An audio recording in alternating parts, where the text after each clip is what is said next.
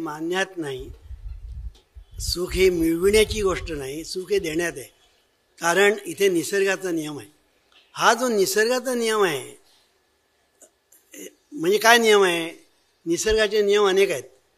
जसं God is infinite, तसं निसर्गाचे नियमसुद्धा इन्फिनिट आहे. आपल्याला जे काही माहिती आहेत ते सुद्धा मोजके आहेत. आणि त्या मोजक्या नियमावर आता जे सायन्स म्हणतो आपण ते उभारलं गेलेलं आहे, प्रत्येक सायन्स.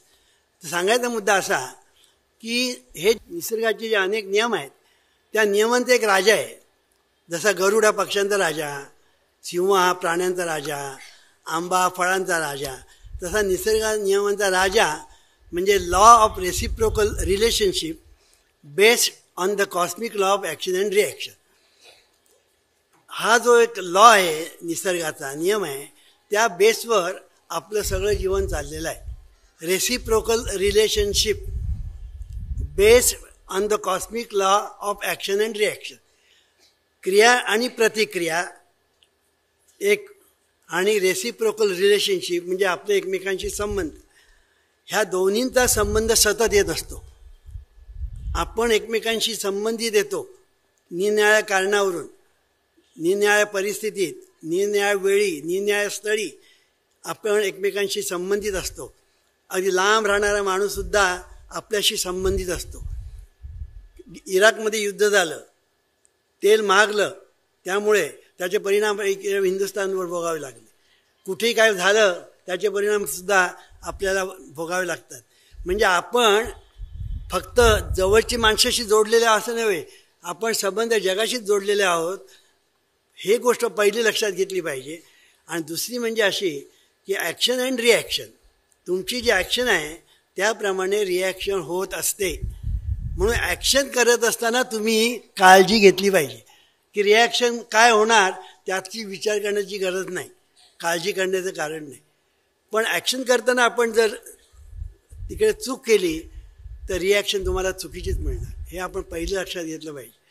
म्हणून तुम्ही सुख देण्याची ॲक्शन केलीत की सुख तुमच्याकडे परत येणार आणि तुमच्यावर सुखाचा अभिषेक करणार. इथे पुन्हा आणखीन एक गंमत आहे की law of action and reaction जो आहे फिजिक्समध्ये जो सांगितला जातो, तो फिजिक्सचा सिद्धांत खरा म्हणजे निसर्गाचा नियम आहे, तो फिजिक्सने घेतलेला आहे. पण आम्ही आणखीन एक त्याची दुसरी बाजू सांगितलेली आहे, ती फिजिक्सने सांगितलेली अजूनपर्यंत नाही असं मला वाटतं, की law of action and reaction multiplied magnified. म्हणजे ॲक्शन केल्यानंतर त्याची जी रिॲक्शन होते ती मल्टिप्लाइड मॅग्निफाईड होते. हा त्या लॉचा दुसरी बाजू. एक बाजू आपण म्हणतो ॲक्शन आणि रिॲक्शन इक्वल अँड अपोजिट, पण दुसरं म्हणजे मल्टिप्लाइड अँड मॅग्निफाईड. आता तुम्ही म्हणा मल्टिप्लाइड मॅग्निफाईड म्हणजे काय? जी वस्तू जड असते, म्हणजे आता उदाहरणार्थ बॉल घेतला, भिंतीवर आदळला तर तो परत येईल, म्हणजे रिॲक्शन तो तुमच्याकडे परत येईल, म्हणजे बॉलच परत येईल. पण सूक्ष्म गोष्ट जी असते ती जेव्हा तुम्ही करता तेव्हा ती जेव्हा परत येते ना तेव्हा ती मल्टिप्लाइड मॅग्निफाईड होते. तुम्ही जमिनीमध्ये बी पेरता, एक आंब्याची कोय जमिनीमध्ये पेरता आणि त्याचा मोठा एक वृक्ष होतो, त्याला फळं येतात आणि त्या सगळ्या फळामध्ये पुन्हा कोय असते.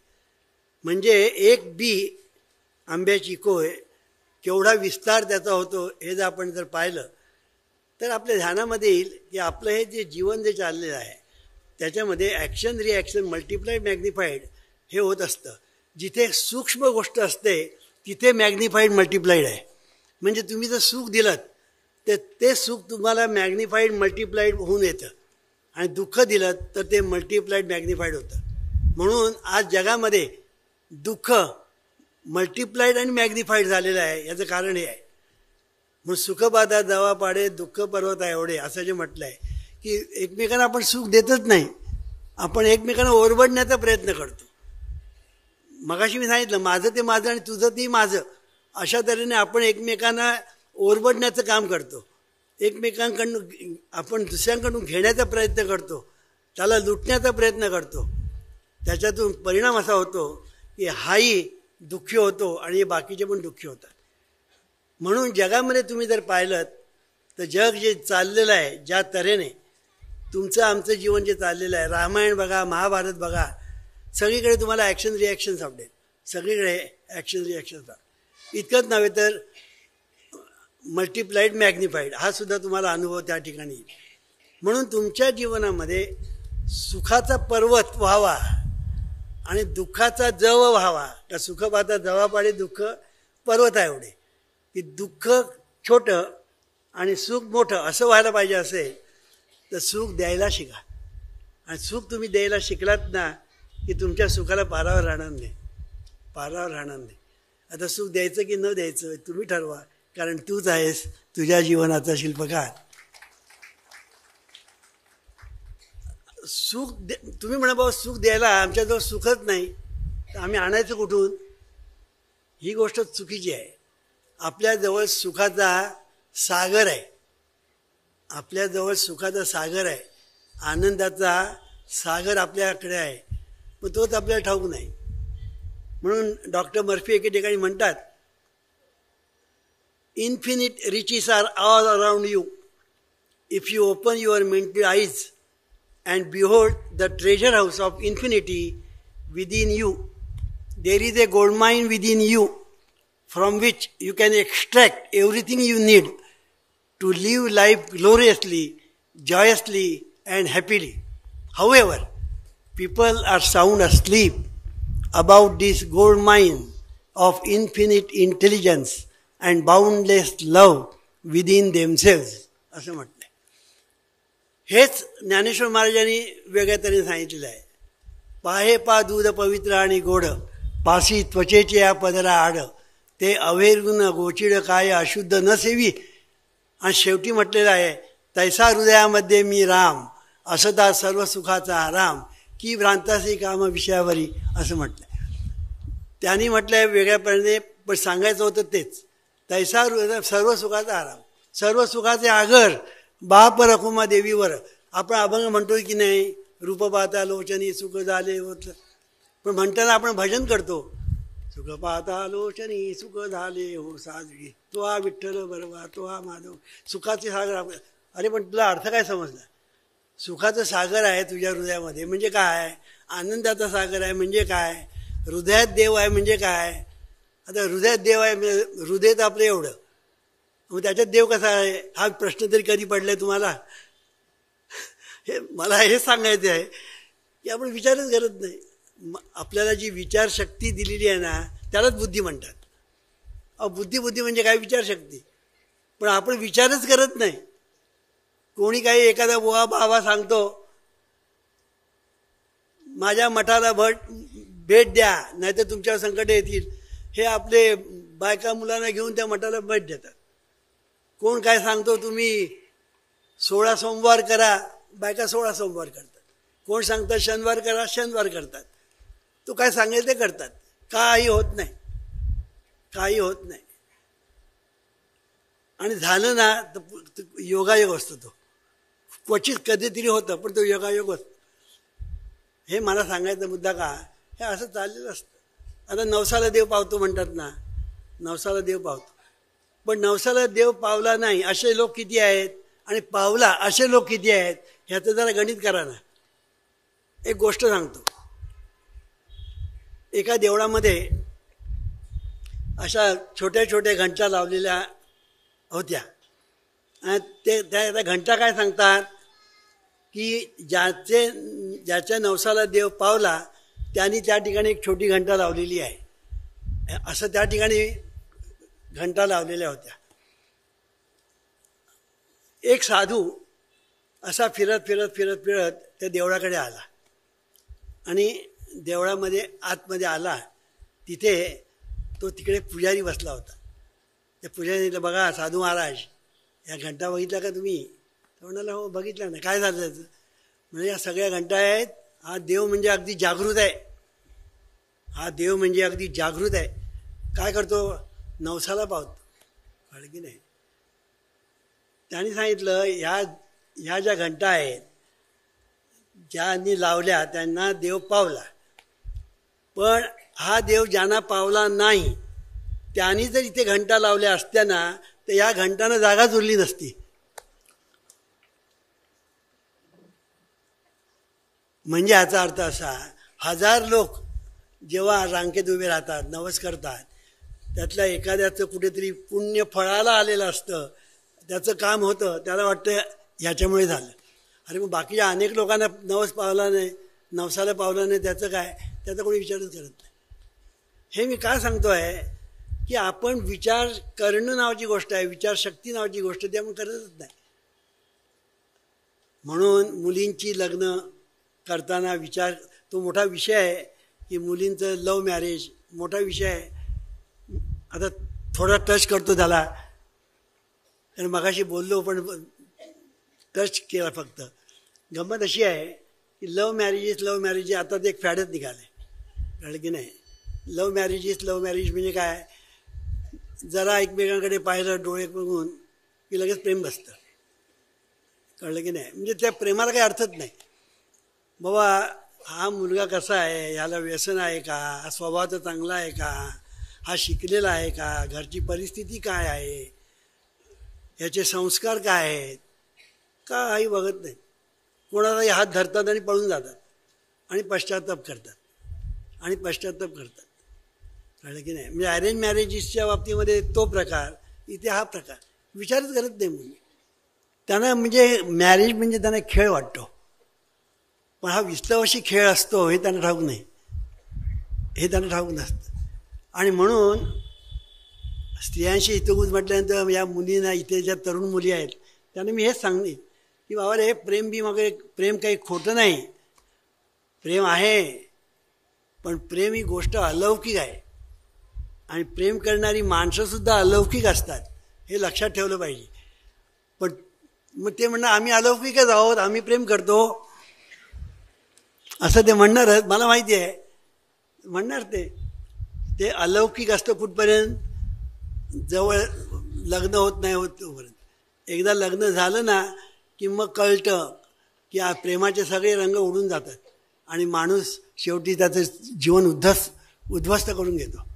हे मी का सांगतो आहे, अहो टी व्हीवर मी 17 एपिसोड केले आहेत नुसता विवाह या विषयावर. असं सांगायचा मुद्दा असा की मुलींना मी एवढं सांगू इच्छितो, तिला त्यांनी जाळली बघा, कसलं प्रेम मला सांगा. रिस्पॉन्स दिला नाही तर ॲसिड फेकतात तोंडावर, कसलं प्रेम. म्हणून प्रेम करताना पहिला विचार करा. मी तर असं म्हणेन, तुम्हाला जर कोणावर प्रेम करायचं असेल, म्हणजे मुलींना सांगतोय हां, मोठ्यानं सांगत नाही, मुलींना सांगतो आहे, तुम्हाला प्रेम करायचं असेल ना तर पहिलं पाऊल टाकताना अगोदर आई वडिलांना कन्सल्ट करा, शहाणे असाल तर. कारण आई वडील हे शिकलेले नसतील, तुम्ही ग्रॅज्युएट असाल, आई वडील ग्रॅज्युएट नसतीलही, पण त्यांना एक अनुभव असतो आणि त्यांचा अनुभव जो असतो हा मोठा असतो, हे लक्षात ठेवा. म्हणून त्यांना कन्सल्ट करा, बाबा असं असं. पण हे कधी सगळं काही झाल्यानंतर कोणाकडून ते कळतं आईबापांना, आणि इतकं मॅटर पुढे गेलेलं असतं की परत फिरणं कठीण, अशी परिस्थिती होते की नाही. तेव्हा हा जो विषय आहे लग्न, हा म्हणजे पोरखेळ नाही आहे, हा विस्तवाशी खेळ आहे. म्हणून लग्न करताना, मग ते लव्ह मॅरेज असू दे नाहीतर अरेंज मॅरेज असू दे, फार विचार केला पाहिजे. अरेंज मॅरेज करताना सुद्धा आईबापाने विचार केला पाहिजे आणि लव्ह मॅरेज करताना मुलीने विचार केला पाहिजे. तुम्ही म्हणा मग काही लव्ह मॅरेजेस सगळी फेल झाली की नाही, अशी लव्ह मॅरेजेस सक्सेसफुल झालेली आहे, त्याचं उदाहरण आमचं इथे आहे.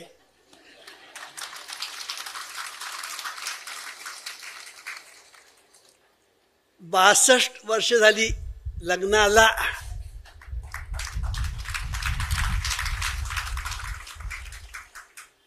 आमच्या समोर आहे, आमचा जावई आहे, मुलगी, लव्ह मॅरेज आहे, सक्सेसफुल.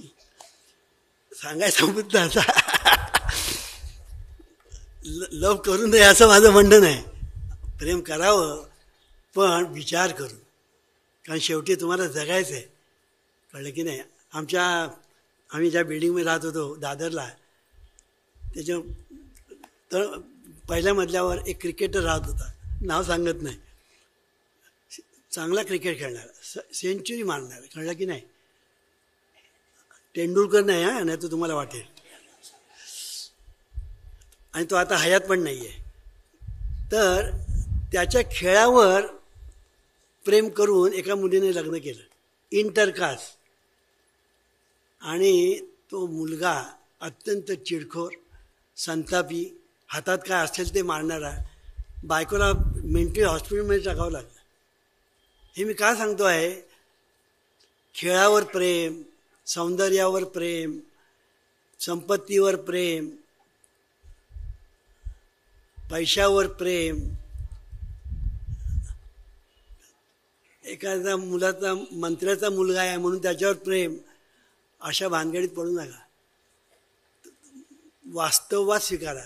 तो मुलगा कसा आहे, स्वभाव, पहिला स्वभाव, त्याला पर्याय नाही. सगळं तुम्हाला ॲडजस्ट करता येईल पण स्वभावाला ॲडजस्ट करता येत नाही. दुसरं म्हणजे घरातली माणसं. तिसरं म्हणजे त्या मुलाचं शिक्षण, तो स्वतःच्या पायावर उभा आहे का, त्याचं आरोग्य चांगलं आहे का, या सगळ्या गोष्टी महत्त्वाच्या असतात. या सगळ्या गोष्टीचा विचार तरुणीने केला पाहिजे लव करताना, आणि आईबापांनी केलं पाहिजे अरेंज मॅरेज करताना. आता हे करायचं की न करायचं आहे तुम्ही ठरवा, कारण तूच आहेस तुझ्या जीवनाचा शिल्पकार. हितगुज करायचं झालं तर खूप आहे हो, कळलं की नाही? रात्र पुरणार नाही, रात्र पुरणार नाही इतकं हितगुज कर. तर किती विषय आहेत हितगुज करण्यासारखे. आता हुंडा ही जी पद्धत आहे, आता लोक म्हणतात आम्ही हुंडा घेत नाही. मग मग तुम्ही असं करा, तुम्ही अमके तोळ्याचे सोनं आमच्या मुलीच्या अंगावर घाला. अहो ते तुमच्या मुलीसाठी आहे, आमच्यासाठी नाही. ते शेवटी तुम्ही मुलीलाच घालणार ना. जर घातलं नाही तर घरात छळ होतो, लग्न झाल्यानंतर घातलं नाही तर घरात छळ होतो. म्हणून जिथे हुंडा मागितला जातो तिथे मुलगी देऊ नये, या मताचा मी आहे. जिथे हुंडा मागितला जातो तिथे. आता खुशीने दागिने करणं हा भाग वेगळा, खुशीने करणं वेगळं. पण खुशीने केलेला आणि जबरदस्तीने लादलेलं याच्यामध्ये फरक असतो. हुंड्याची पद्धत आहे, देण्या घेण्याची पद्धत. ही देण्या घेण्याची पद्धत आता इतकी झालेली आहे की अरे अरे अरे अरे अरे अरे त्याच्यामध्येच लोक आता इतके बुडालेले आहेत.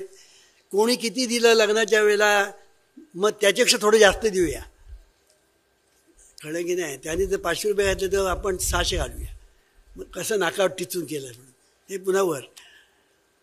असं ते कसं जे चाललेलं आहे, त्याने लग्नात किती खर्च केला त्याच्यापेक्षा आपण जास्त खर्च करू, ही कॉम्पिटिशन.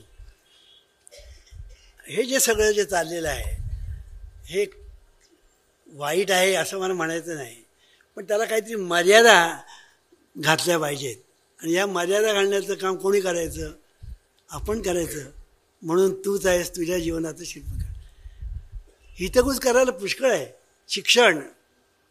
शिक्षण आपण जे घेतो, कॉलेजमध्ये जातो, शाळेमध्ये जातो, कॉलेजमध्ये जातो, खरोखर मुलं शिक्षण घेतात की घेत नाही आपण कधी पाहतो? मुलांना शाळेत घातलं, कॉलेजमध्ये घातलं, आपण मोकळे झालो नाही. शाळेमध्ये गेलेला मुलगा तो शिकतो आहे का कुठेतरी शी खातो आहे याचा विचार आपण कधी करतच नाही. तो दांड्या मारतोय की काय, काही आपण विचार करत नाही. कारण आज मुलं जी आहेत ती मुलं आज आपल्याला इतकी बिघडलेली आहेत की आईबापांना विचारतात तुम्ही माझ्या जीवनामध्ये हस्तक्षेप करायचं नाही, इट इज माय लाईफ. अमेरिकेचं आलं आहे, अमेरिकेत नको त्या गोष्टी इथे आलेल्या आहेत, पाहिजे त्या गोष्टी आलेल्या नाहीत. तिथे इट इज माय लाईफ असं म्हणतात. तसं इथे आता म्हणायला लागलं आहे तुम्ही आमच्या याच्यात ढवळाढवळ करायची नाही, मी कुठे जाते तुम्ही विचारायचं नाही असं. मग पश्चाताप करतात. मग त्याचं दुःख आईबाबांनाही होतं, त्या मुलीलाही होतं, सर्वांना होतं. म्हणून इथे तरुण मुली असतील त्यांनी काय करायचं, आईबाबांनी काय करायचं, इतरांनी काय करायचं, असं थोडंसं मार्गदर्शन केलेलं आहे. ईश्वरा सर्वांना चांगली बुद्धी सर्वांना सुखात आनंदात ऐश्वर्यात ठेव. सर्वांचं भलं कर, कल्याण कर, रक्षण कर आणि तुझे